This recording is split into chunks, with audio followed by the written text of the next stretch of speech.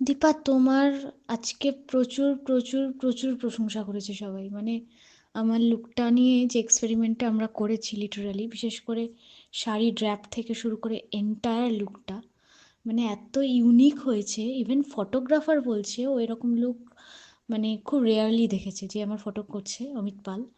ও পর্যন্ত বলছে যে এরকম লুক আমি খুব রেয়ারলি দেখেছি, এত ভালো লুক এসছে তোমার। হ্যাঁ, স্যুট ভীষণ সুন্দর, মেকআপ স্যুট করেছে। ঠিক আছে, তুমি কালকেও এরকম করে দিও। হ্যাঁ, and many many thank you. আর তোমার নাম্বার দুজন অলরেডি নিয়ে গেছে। একজন তো তোমার সামনে নিল, আর একজনকেও আমি দিলাম, আমার কাছ থেকে চাইলো।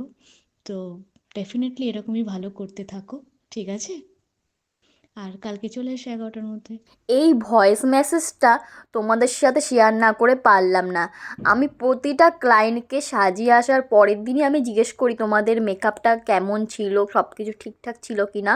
তবে এই দিদি, আমি যেদিন 23 ফেব্রুয়ারি আমি মেকআপটা করে আসার পর 24 তারিখ ভেবেছিলাম দিদিকে জিজ্ঞেস করবো, কিন্তু ঘুম থেকে উঠে আমি দেখি দিদি আমায় রাত 12টার সময় একটা ভয়েস মেসেজ পাঠিয়েছে, যেটা তোমরা অলরেডি আমাকে শুনতেই পেলে যে দিদির কতটা পরিমাণে পছন্দ ছিল।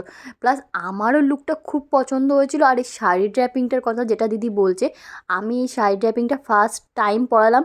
আর দিদিকে যখন পরাতে গেছিলাম সেটাও আমি ইউটিউবে ভিডিও দেখে দেখেই পরিয়েছি দিদির সামনেই, যেহেতু এটা চয়েসটা টোটালি দিদিরই ছিল। দিদি আমায় বলেছিল আমি এরকম একটা আউটফিট চাই আমার যেহেতু মেহেন্দি প্রোগ্রামের জন্যে। আমারও ফার্স্ট টাইম এরকম এক্সপিরিয়েন্স ছিল একটা শাড়ি ড্র্যাপিংয়ে। কেমন লাগলো অবশ্যই জানিও।